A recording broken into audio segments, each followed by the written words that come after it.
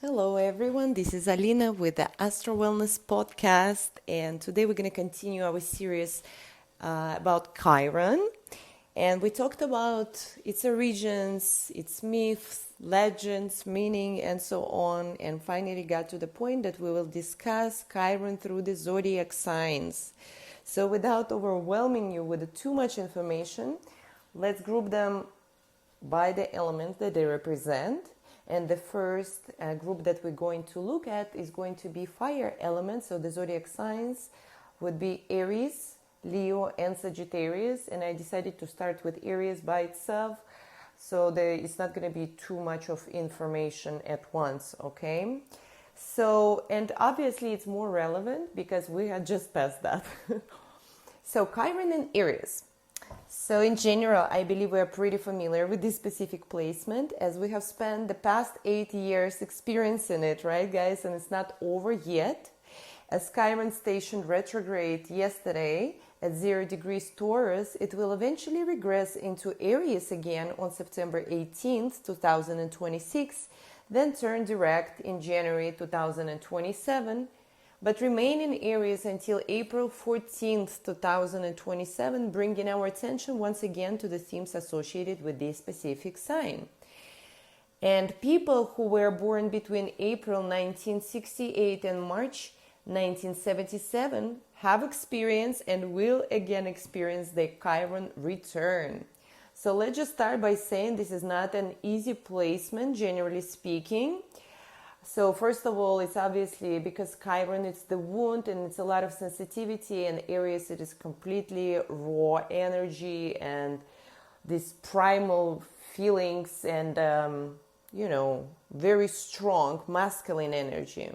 So the wound here lies in self-worth and identity, and the vulnerability is connected with the right to be yourself, to show yourself, and take initiative, to be assertive and to freely express your own desires, to act.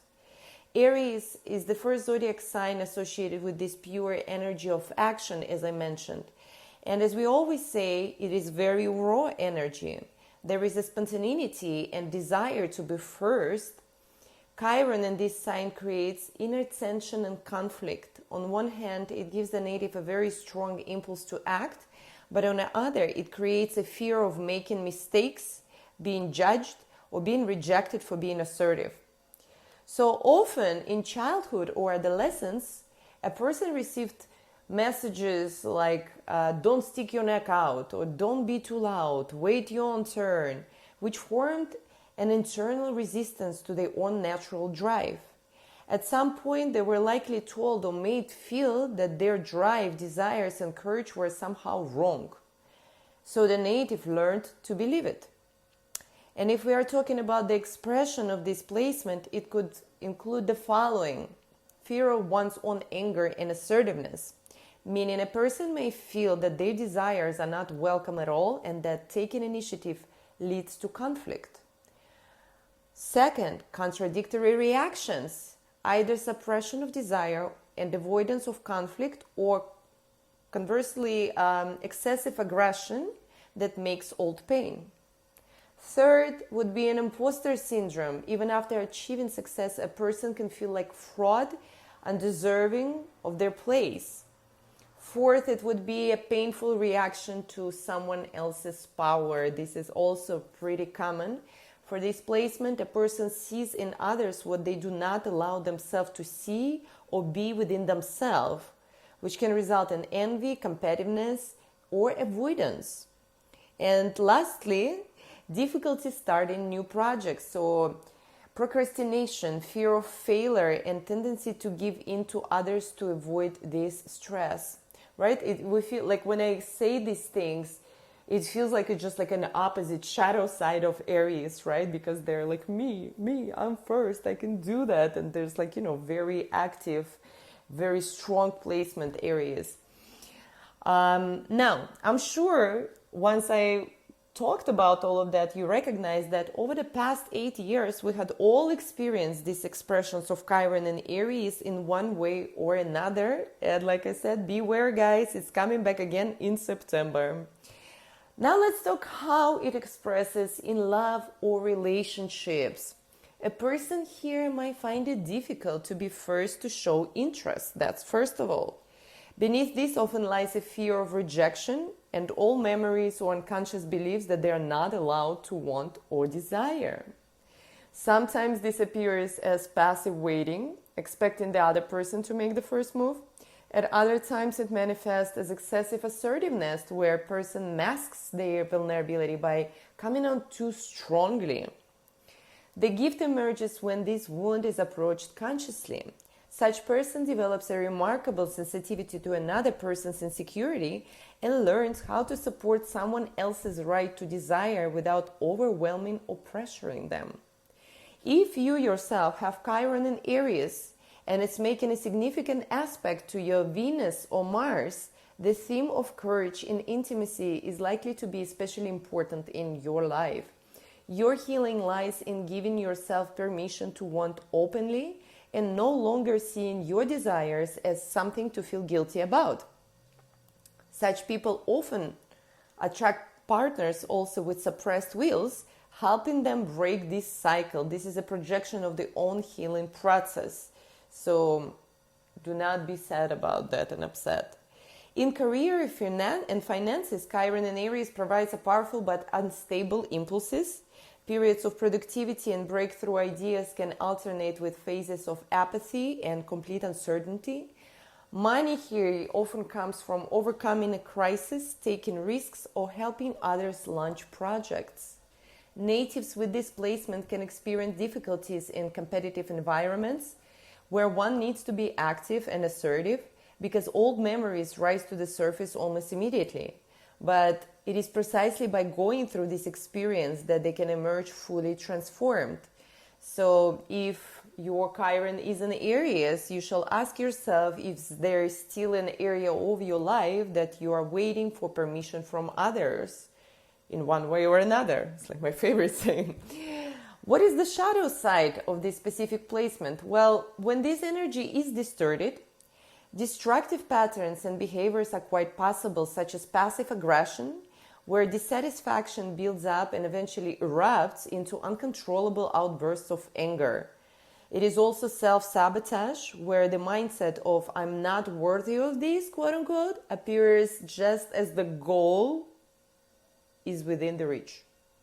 And overcompensation, an attempt to prove one's strength through excessive rigidity, aggressive behavior, or desire to dominate others. The path to healing and the gift of the wound here will be lying in this specific sensitivity and overcoming the crisis. So as I told you, the paradox of Chiron is the wound is never actually heals completely, but it's precisely that gives us a gift of this sensitivity and the ability to help others that goes through similar things, right? So the person will remain attentive throughout life to the themes of strength and weakness, both their own and those of others. And if, for example, you have Chiron in Aries and it's in harmonious aspects to Mars or the Sun, the path from wound to gift will be much shorter. Having mastered your own courage, you become the one who ignites it in others.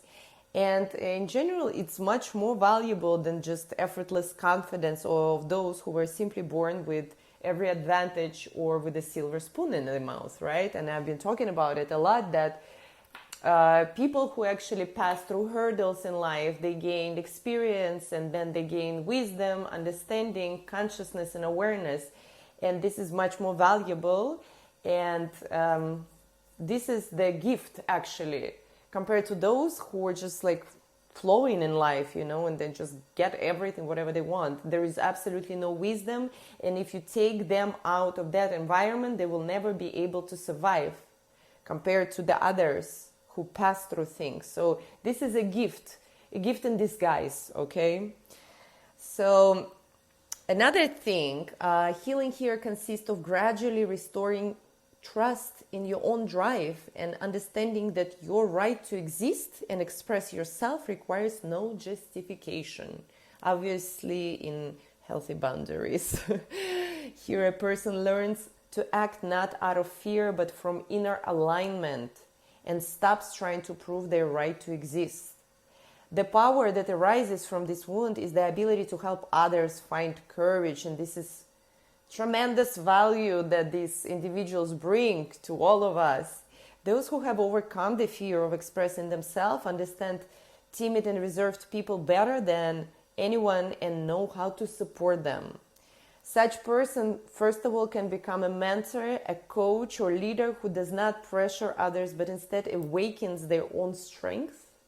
And as I usually tell you guys, the stages of healing will consist of 3 parts, which is becoming aware of the pain, so recognizing the denial of one's own right to anger, the desire to be first, and one's vulnerability, moving from a reactive aggression and powerlessness to conscious action. Here it's very important not to become this aggressor and the person who attack and make others feel the same way, because it's also pretty common, and it's not only with Aries, right? It's with each zodiac sign. And this is something, it's a natural process. You just need to get out of this stage and do not sit there very long. Some people can sit there for life. And the last stage is using your own experience to help others to gain confidence, right? And this is what also make you incredibly happy, because you will share your own wisdom and experience, and you will find that your life knowledge, that your experiences bring in tremendous value, helping other people, and nothing else can actually fulfill you like that knowing that what you're doing for others, for society, that you bring in, that you play in your own role, that you have your own thing. This is amazing. So this is something very short, right? Concise.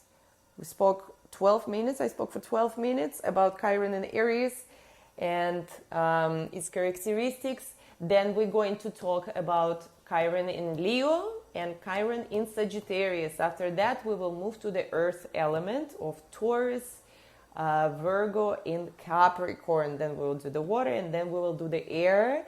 And again, I want to thank you for being with me here, for listening to me. And as always, also, if you guys have any comments, any questions, please do not hesitate.